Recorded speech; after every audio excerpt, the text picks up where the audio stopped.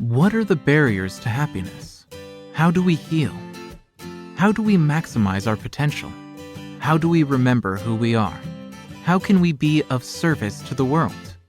Join the World Happiness Fest, the largest forum of happiness and well-being in the world. Visit us at www.worldhappiness.foundation. We are realizing a world with freedom, consciousness, and happiness for all. Hi everyone, welcome back to the latest episode of the podcast, The Way Out is In.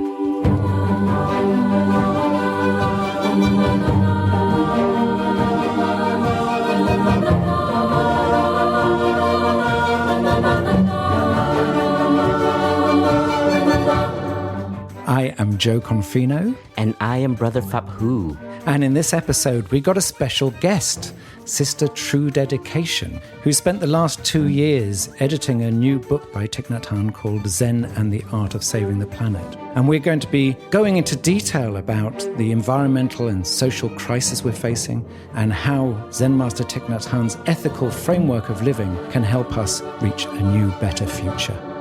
The way out is in.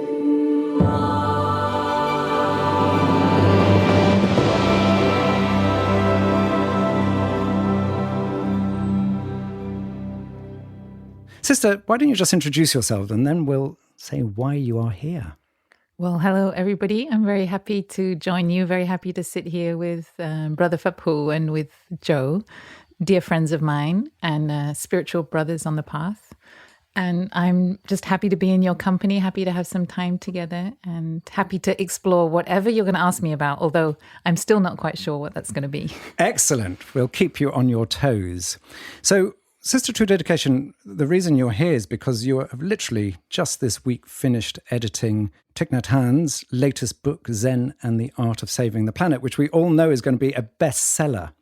I want to just start by asking you a little bit about the history of Thich Nhat Hanh, or Thai as he's known, teacher. Can you just tell us a bit about his past in terms of the environmental movement? Well, I think the word I'd probably use to describe our teacher's involvement is as a pioneer of, perhaps we could call it deep ecology or spiritual ecology. And since the early 1970s, he's been really concerned for the situation of the planet. And in 1970, 1971, he understood it in terms of damage to the planet. That was already a time when there was deforestation, there was pollution, but it wasn't much discussed. And we hadn't yet had the first UN conference on the environment. That came in 1972 in Stockholm. And so he and his colleagues in the peace movement and the interfaith movement for kind of human rights and social justice, I think their awareness of the environment was coming up in their peace work and their social justice work. And they really wanted to convene insight around the topic of the environment. And so they assembled a conference called the Menton Conference. Between 1970 and 1971, over 2,000 scientists gathered for the first time to try to start naming the suffering and the exploitation and the destruction and the damage that they were already witnessing then. And if you can imagine, even if we turn the clock back 10 or 15 years, we know how much the conversation has evolved just in the last decade or two. And if we try and imagine 50 years ago, it was so hard to be able to talk about nature and damage to nature in these terms, and to talk about human responsibility to change our way of living, to be able to help address the very real impacts that were already being identified by scientists, but maybe not at all in the collective awareness. So they were, Thai and his colleagues, very heavily involved in those early years. And one of the things I find most beautiful about that early involvement is they saw the need for this kind of spirit of togetherness across countries, across fields of expertise, and really a sense of kind of human community building around our care for the environment. And so when you did have the Stockholm Conference in 1972, Tai and Sister Chan Kong and their friend Alfred Hassler, they had founded an organization that they called the Great Togetherness Organization. And they had a kind of parallel civil society summit alongside the UN summit to really try to cultivate that sense of a collective human awakening that can transcend national boundaries, that comes together, in a joyous kind of cultural experience that's really already, if you like, regenerative, although they didn't have that term then. And I find that so inspiring that they already saw some of the solutions, the seed of some of the solutions that we're now starting to see come forward as real ways out through the problem. They were already experimenting with in the early 1970s. Great, thank you. So we're going to come on to the book, because what we want this to be is very practical in the sense that people are feeling very disempowered. There's a lot of feeling of grief at the state of the world, that people feel they are powerless, they can't make a difference. So we want to talk about how we work with our emotions in terms of the environmental and ecological crisis, and also about how to take action. But before we do that, Brother Phap Huu, I just wanted to ask you a bit about the Buddhist insights on this matter, because Thich Nhat Hanh often talks about the Diamond Sutra being the first, in a sense, teaching on deep ecology. Can you just talk a little about, in a sense, the foundation of Thay's teachings around this? I think one of the insights that we get to learn in Buddhism is the insight of interbeing, which is everything is connected. And this insight is very important because it helps us become involved in not just our own well-being, but to see the connection of the animals as part of our well-being, see the connection of Mother Earth, the planet, the environment as also our well-being. A lot of the time, as human beings, I believe we become very selfish, and we only we look for our own happiness, we look for our own success, we look for our own pleasure. And therefore, we would act in a way that only thinks about our well-being, and we don't see how our action has an effect. And with the insight of interbeing, when you have awareness, when you have mindfulness, then you start to see how you consume has an impact on the earth. So one of our practices that we remind everyone when they come to Plum Village is the practice of gratitude. Just like when we eat, if we are aware of what we are eating, not only is it something that we are feeding ourselves, which is taking care of ourselves, but if we are choosing the kind of food that we are consuming that can also help bring compassion in our daily life to arise, when we choose a diet like vegetarian, you are more in touch with compassion in yourself. You nurture that seed in you. So suddenly, the way you behave, the way you act also has an impact on the environment. And one of Thay's sentence that he shared in one of his teaching that really left a mark on me is that the environment is not outside of you. You are the environment. So interbeing, this insight lets you see that the way we live, the way we are, is already a contribution. So if we have this awareness with mindfulness, the awareness that we want to contribute to a more beautiful planet, it has to start with oneself. And we don't wait for other people. Yeah, and Sister True Dedication, can you just sort of add also some more context to that? Because there's this idea that, as Brother Phap Huu says, that we are not separate from Mother Earth. We actually come from the earth. We go back to the earth. Every single brilliant person we've ever looked up to in the world has come from the earth. Can you just talk a little about our relationship to Mother Earth and how we can, how that can change the way we see our connections? So in our tradition, right, we speak a lot about mindfulness, and then it can be easy to think that we meet the earth with our mind only, or we meet the world's problems with our mind only, and we only need to get the right solution or the right idea, or that we kind of get very singular, I think, about the kind of solutions to the problem. And what we learn in this kind of spiritual practice is it's a very embodied, complete, fully human experience of what it means to be alive, to be on this planet. And we break out of solving the problems only with our frontal lobe.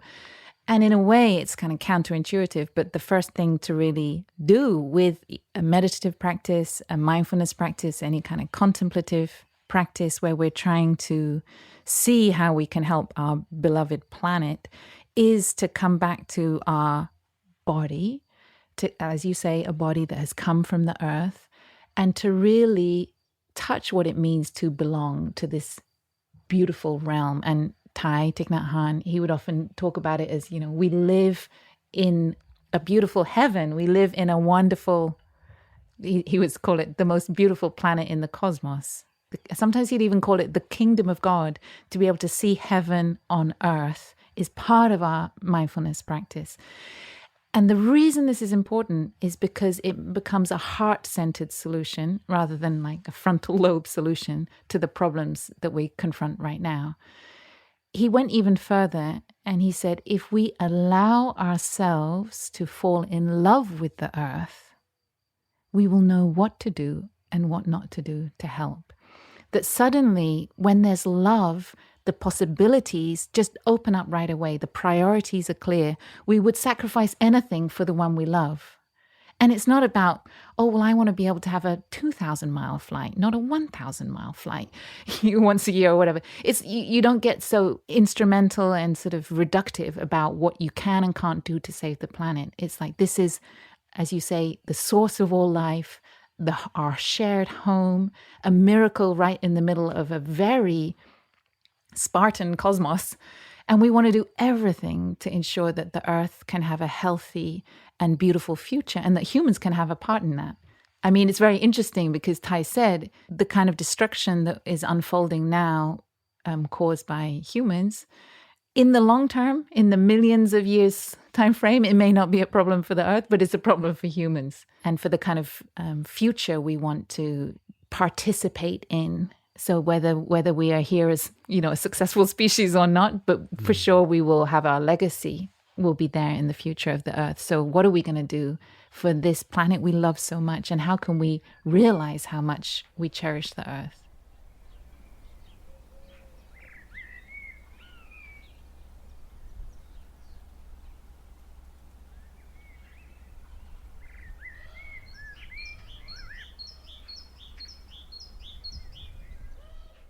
Sister True Dedication, I just want to talk a little bit about people who are feeling overwhelmed. I know a lot of people who are in the sort of climate movement who are just burning out because, in a sense, they feel that we've got a decade to save the world, that this is the most critical, decisive decade in human history, that we've got to do this radical change, otherwise all is lost.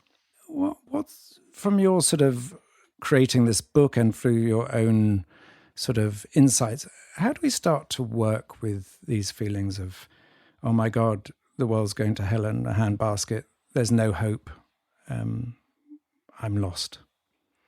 Well, Joe, I wish we had all the answers. I wish we had all the answers. What we have is, our teachers' insight and some of our own lived experience. And for me, what I find powerful about the teachings that we've collected in this book is that whatever we can do about the future is rooted in the present moment. And this becomes really important because the feeling of overwhelm it's often anxiety-based and therefore, it really is future-based. And especially, of course, when we think of these really tight deadlines, whether it's 5 years, 10 years, 15 years, and how can we make this pivot? If the awakening is strong enough, the pivot can be immediate. So it is based on our rootedness and groundedness in the present moment, in the face of literally our daily decisions about our way of living, like Brother Phap Huu just shared, or what kind of livelihood are we going to have? Where are we going to invest our energy? It's rooted in the present moment that we take all action. And this is also really connected to the self-care point because, and we're often reminded, and our teacher would often remind us here in Plum Village, if we lose the present moment, we lose everything. The future is only made of the present moment. And as children of the earth, activists for the earth, as members of humanity doing what we can to save the earth, it's really important to not lose the present moment while we do so, because the present moment is life. And you could even say the present moment is already a gift from the earth that we are wasting and piddling away if we are not really cherishing it. And it's also exactly in the present moment that we can get that nourishment from nature, from the forests, the skies, the birds. The beauties of Mother Nature can nourish us and give us the strength we need to keep going and to find balance and to sustain ourselves. So the answer to the overwhelm question is, can I take care of this present moment? So people who are listening to this podcast, whatever you're doing as you're listening, are you able to take care of this moment, whether you're gardening, cooking, doing the dishes, driving, whatever it is? Can you feel the presence of your body? Can you feel the presence of the planet? Is it in any way visible to you, or are you in a tower block? Can you feel it just in the gravity underneath wherever you're sitting or whatever you're doing? Like, can we feel the atmosphere? Like, how can we kind of open our awareness to have like really fulfilled present moments? And my own experience, because I also have had the feeling of overwhelm. It's not that you enter the monastery and you don't feel overwhelmed. We're an engaged tradition and there's a lot to do. And in my experience, it's when I can arrive most deeply in the present moment and open up to the vaster space of the present moment and connect to the planet, connect, as Brother Phap Huu was saying, to this spirit and truth of interbeing. And that's what the book really explores in the opening chapters, is how we can access the insight of interbeing in our daily life.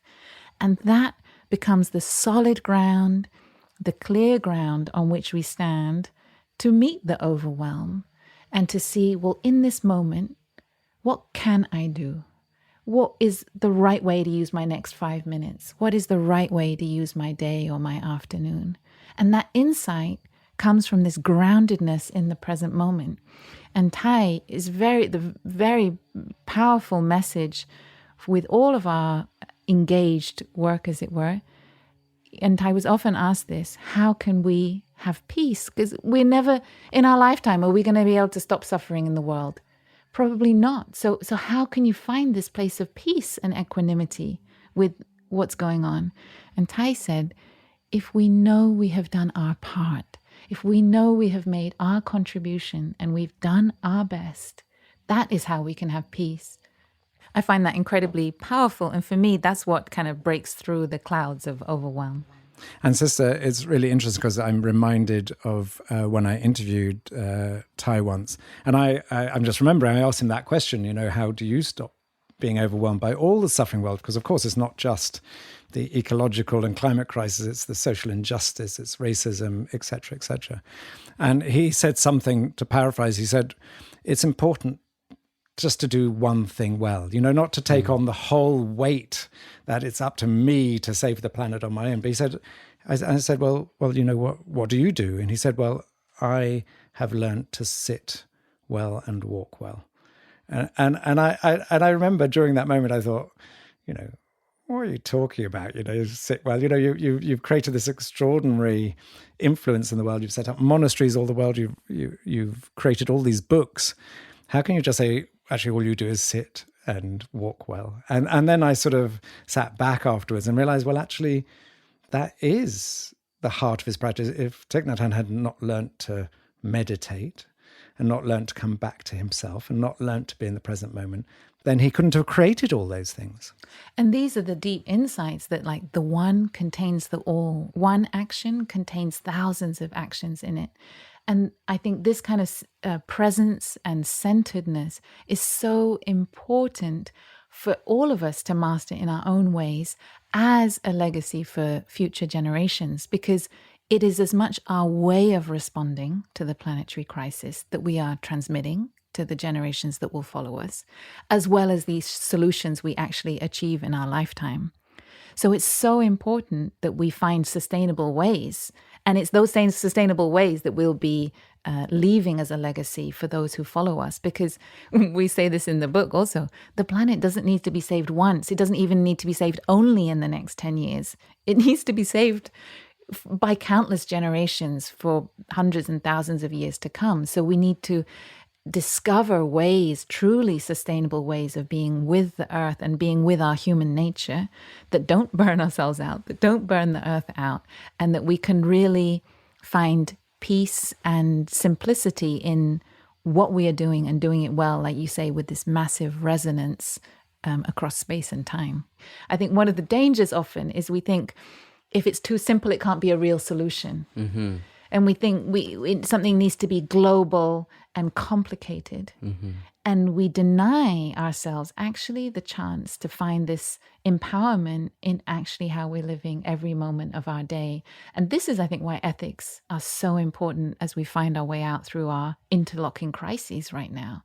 Because the ethics is something we can all do every day. And as we know, to change systems, people need to change. Systems are basically people in action. Mm-hmm. And these ethics are really rooted in relationship. I think it's really important to underscore.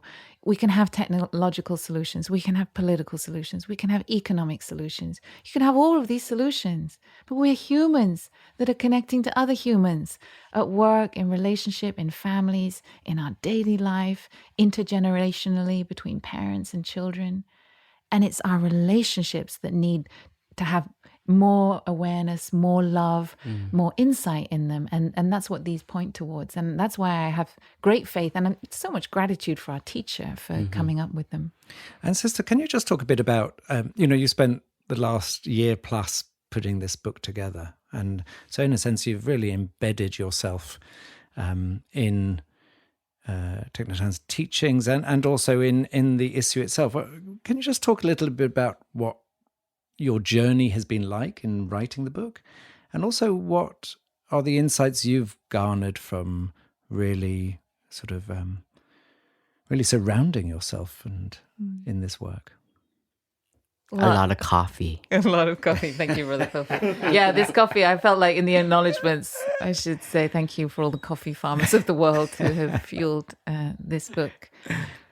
I mean, it's unusual, right, in the monastery whenever we have projects on top of our daily community life and meditative practice and our very rich time as a community, and then having a book on top of it is an interesting challenge, and it's thanks to coffee that we can kind of realize it. And also it's I have to say, right, it's a great honor and a privilege to be able to invest my hours and days in helping Thai to have the platform for his teachings. And those of us that had a chance to be with him and learn directly here in Plum Village or on his tours or in his retreats and events around the world, sometimes you can be in a meditation hall and you look around, you're like, there's only 1,500 people here, or there's only 3,000 people here. And Thai would just offer such incredible pearls of wisdom in these moments. And so I felt my job was kind of, or maybe, making the bouquet of flowers from all these incredible moments of his teachings in response to questions about the crises in society or for our planet. Some of the teachings were given directly with the intention for this book, which always has been envisaged as a book for the young generation. And Thai also had his own ideas for what we should be collecting and including in it. So it's been quite an honor to find all these beautiful teachings, insights, and to bring them together.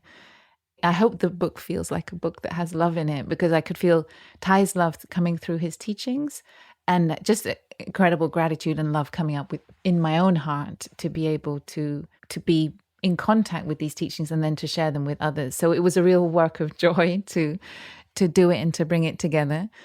And as I think you both know, there was a painful part of this book, which is because I had to offer a small commentary. And part of the reason is because the world has just moved so rapidly on in the last even 7 or 8 years since Tai was able to give his last sort of live talks here in Plum Village in the summer of 2014.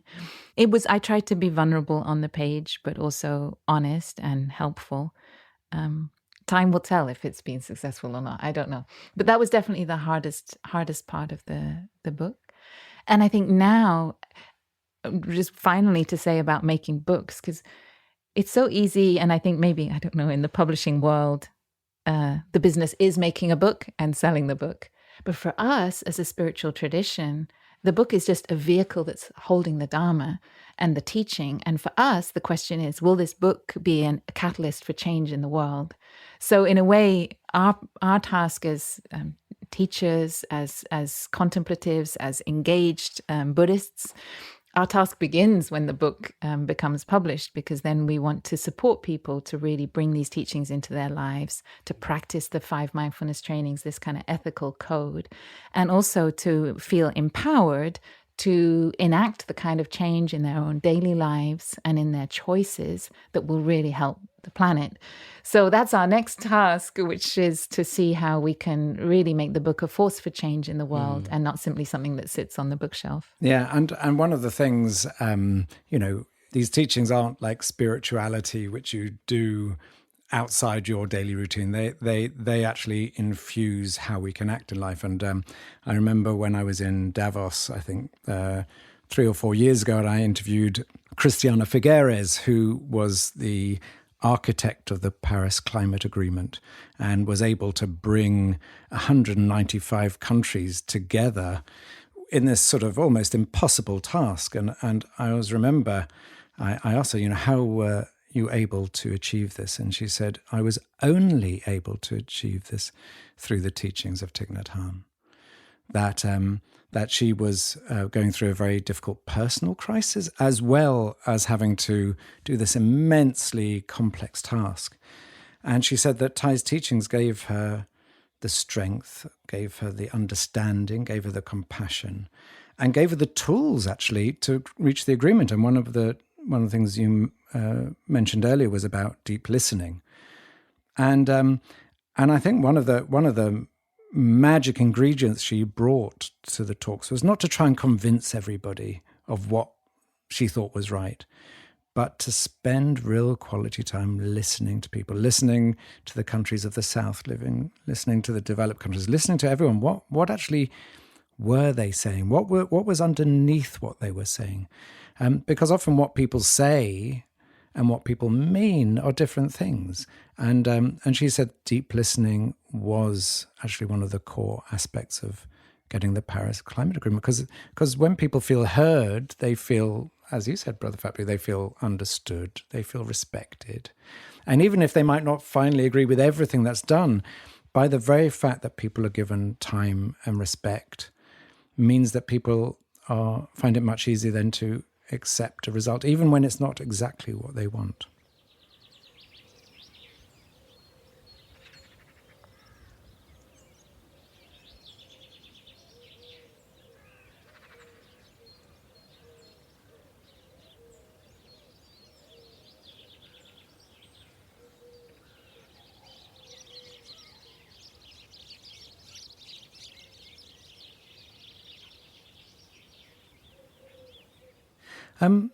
Brother, what else would you like to say about how people can act, and maybe even about Plum Village? So can you give us examples of monastery life?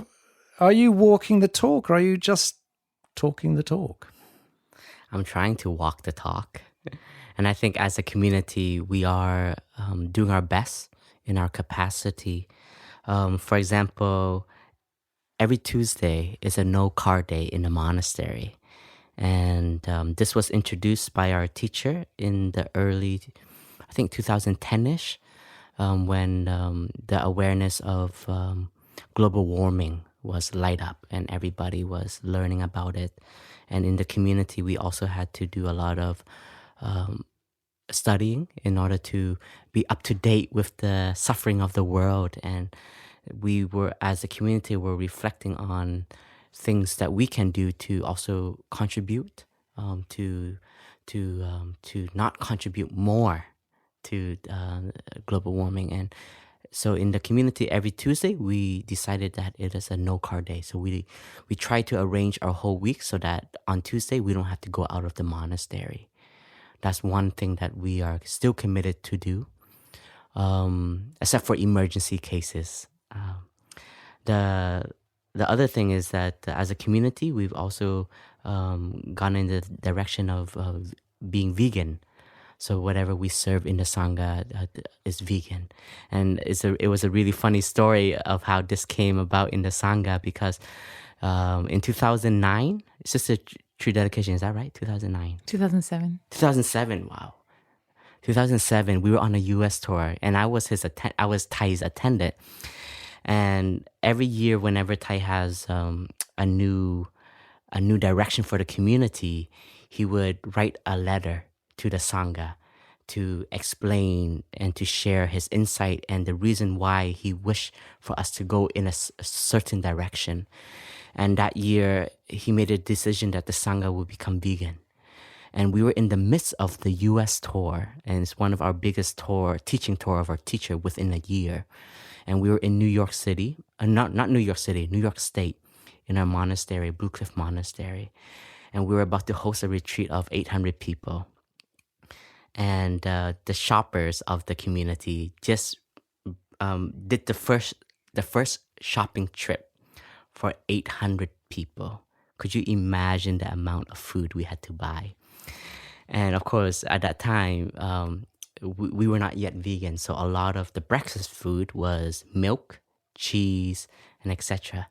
And that evening, Thai made the announcement that the community, we are going vegan. And this is to walk the talk, to be a contribution. And I remember what was really funny was the shopper was like, oh my God, I just bought so much milk. I just bought so much cheese. And they went up to Thai and like, what should we do? And Thai looked at him. Well, of course, return it. But the thing is, I don't know if it was successful or not because I didn't follow through. But like, like with clothes, like you have like 30-day return policy. But I don't think with food, you could return it like that. But Thai said to go to the store and explain our situation and to share with them that we have just made this decision and that this is how we will be, and please do our best to return the food. I don't know if it was successful or not, but I'm still curious to this day. But that was also another very big shift that our community went into in order to have compassion for all the animals that produce milk, eggs, etc. And each of the monasteries has its own farm. And Yes. I know the sisters in New Hamlet, one of the monasteries, make all their nut milks, and so there's a real wish to become more self-sufficient, I think. Yes, and in almost like every monastery in France, at least, we have we call a happy farm, and this was a great initiative by already in the monastery. Part of Thai's vision of a monastery is to have a garden, is to see where the food comes from and to be connected to the food that you eat, and to also, because we're a retreat center, so we also want the people to learn about gardening, about food, and especially for the children. I always love watching the children in the farm, showing them that you see that potato right there in the earth, all muddy and stuff. That's your French fries right there. And they're all like, and you can see their eyes like glow, and they're like, oh my God, this is great. I get to be a part of this. And later on, when they eat the potato, they have this deep connection to it, and they have a lot of gratitude, and they see the interbeing between the earth and them. And so at the beginning, we just had greenhouses that would grow all these vegetables, but then we wanted to be more self-sufficient. So then we dedicated more land within the monastery to create farms. And then we also to have programs for our friends to come and live with us for the year to help on the farm. Yeah, and it was interesting because I had this experience, I think 2 or 3 months ago where I was in a sharing circle and there was one of the lay practitioners who's spending a year on Happy Farm. And sort of we were sharing about what our aspiration, you talk about aspiration, what our wish was in the world. And I was talking about, yes, I'm involved in systems change and I want to act at scale and feeling all very important. And then went to the lay practitioner who's working on the farm, and he said, well, my aspiration is to focus on growing beautiful vegetables for the community.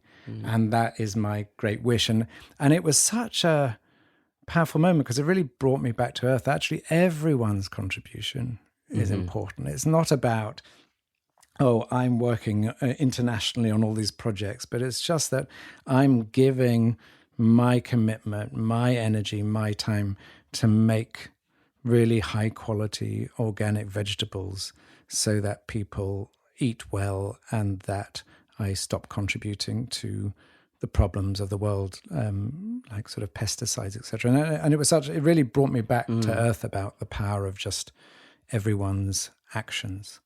Sister, there's something I just wanted to ask you because it came to my mind before we go just practically. One of the things Thich Nhat Hanh talks a lot about, or has talked a lot about, is about being at peace with the collapse of civilization, which is highly likely. He uses the metaphor of, we're literally eating our children. Or another one is he gives the illustration of a cage with chickens who are fighting with each other over the last grains of corn and not realizing that the butcher is coming to chop all their heads off. So he talks a lot about saying, actually, if we look through the eons of history, everything comes into manifestation and everything at some point passes. And that's true of civilizations, that civilizations rise and civilizations fall. And I'm just wondering how, it's one thing to talk about, but when we actually look into the detail of that if this civilization falls, you're going to have hundreds of millions of people, if not billions of people on the move, sort of going through intense suffering. You're going to have living beings, thousands and thousands or millions of species going extinct. You're going to have parts of the planet that become inhospitable to life. When we look deeply at the grief of that, how is it possible to be at peace with that and still get up in the morning and still feel joyful, still feel able to contribute? So thank you for this question, Joe. This meditation is included in the book, and it is a very powerful exercise in deep truth. We are in the era of truth-telling. Tell the truth, listen to the truth, listen to the facts. And I appreciate Thay's courage in pointing out that if we continue to go in the direction we are going in, that is the destination. As a meditative exercise, this is specifically to face our fear. And the key point is that our fear may be silently driving us. We kind of have a hunch that that's the case, but we don't want to look at it. So Thay brings it front and center, I guess a bit like it's like an ice bucket challenge, empty a whole bucket of ice water on our heads to say, look, this is the truth. And if we're in the business of truth telling, this is the truth we have to tell. This is the truth. As courageous practitioners of awareness, we have to stare it in the face and not be in denial about it.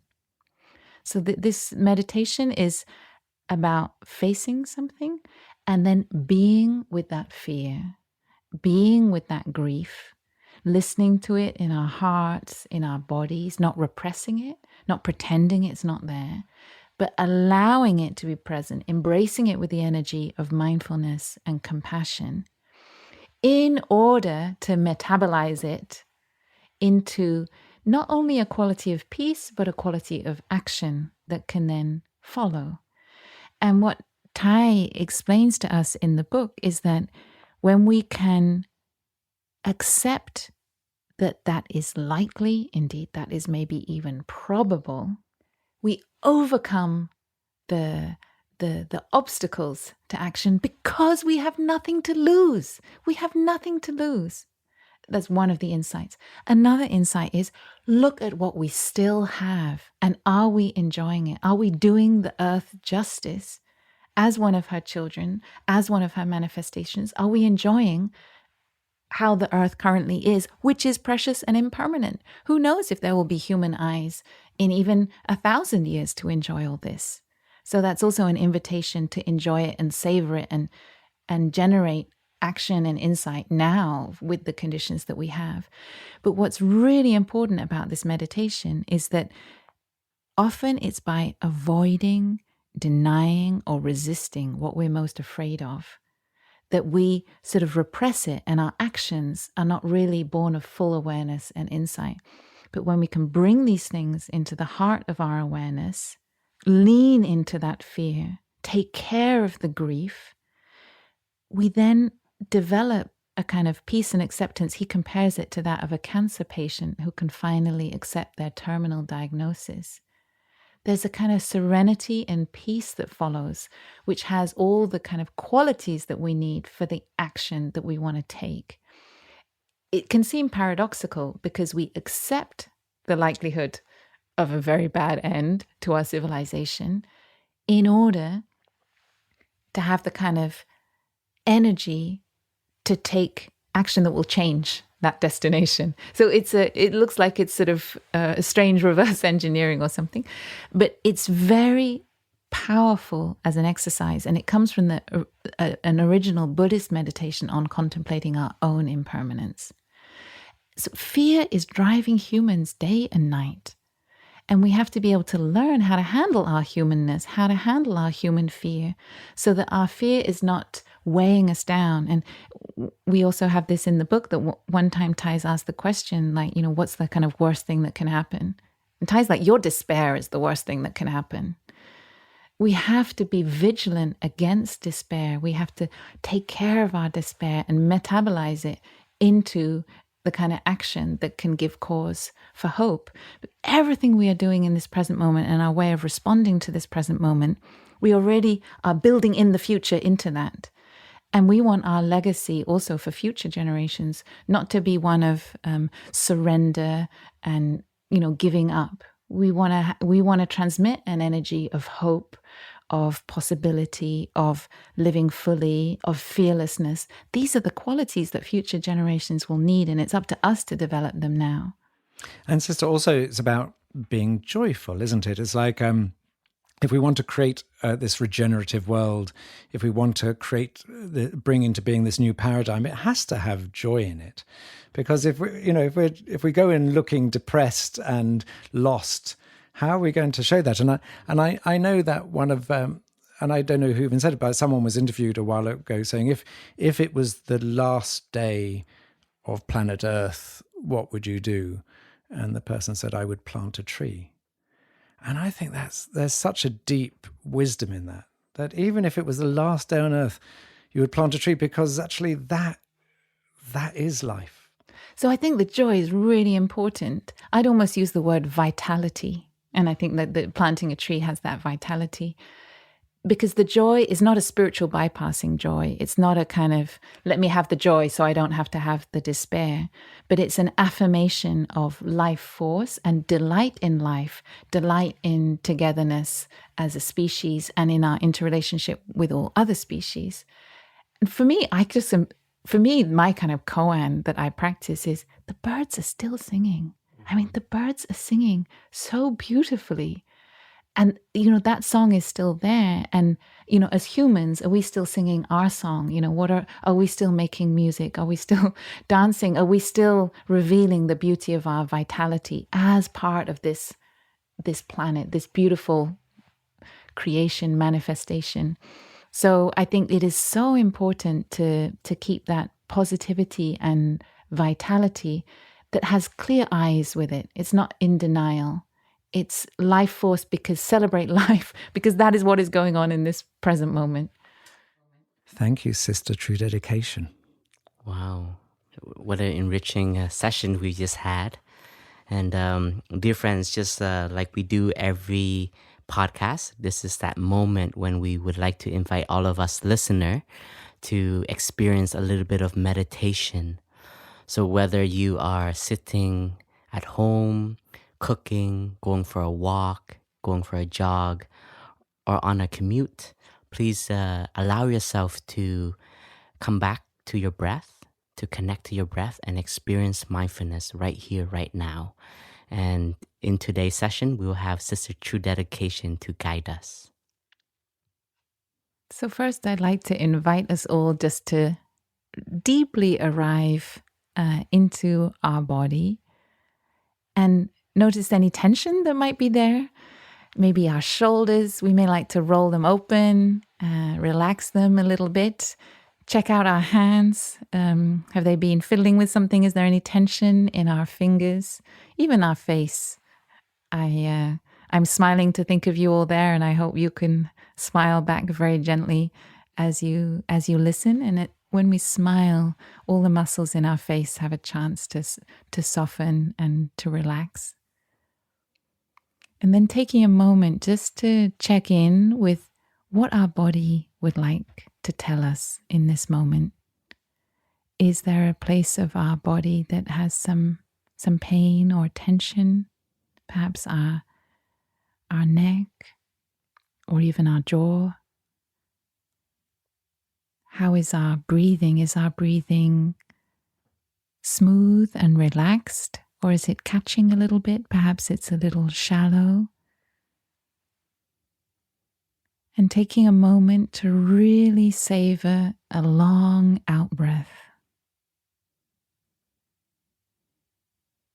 Allowing our lungs to completely empty and then welcome a new breath in with a gentle smile.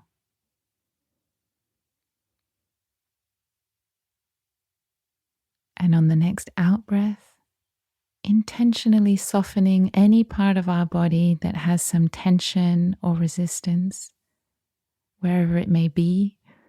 And if you like, you can pick up a hand and place it there to help soften that part of the body.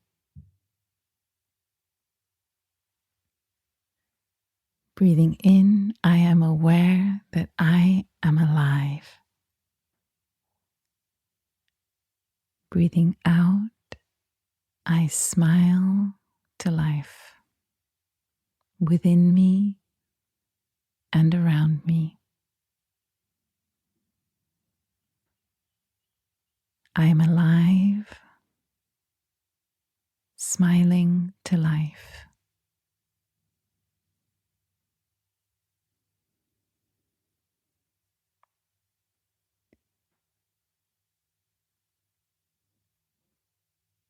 Following the breathing as it flows into the body, welcoming the breath flowing in, and relaxing and easing as the breath flows out. In, life flowing in, breathing out, relaxing into life. Allowing our breathing to become our anchor into this moment.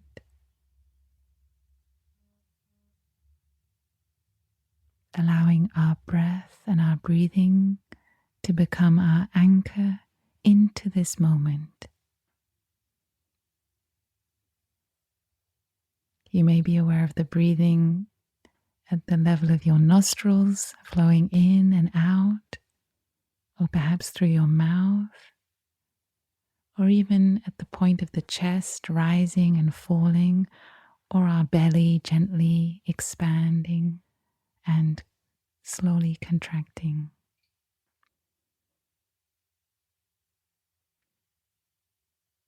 And taking a moment to open our ears to any other sounds other than the sound of my voice that we can hear around us.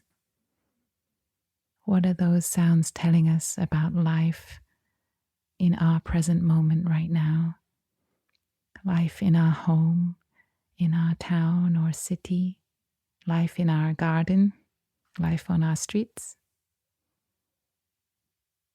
and taking a moment to allow those sounds to be there and to acknowledge our response to those sounds. They may have beauty. They may also carry something else within them. If it's the sound of an engine or of a siren, we recognize that life has all these different aspects. And just take a moment to savor the manifestation of life in this moment. Breathing in, aware of the sounds of life all around me. Breathing out, I smile to life with gratitude for life in all its manifestations.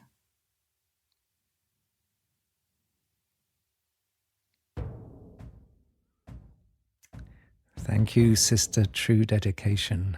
Dear listeners, we hope you've enjoyed listening as much as we've enjoyed taking part. If you'd like to listen to other episodes of our series, The Way Out is In, you can find them on Apple Podcasts, on Spotify, on other platforms that carry podcasts, and of course on the Plum Village app. Sister True Dedication, it's been an absolute joy having you. Thank you.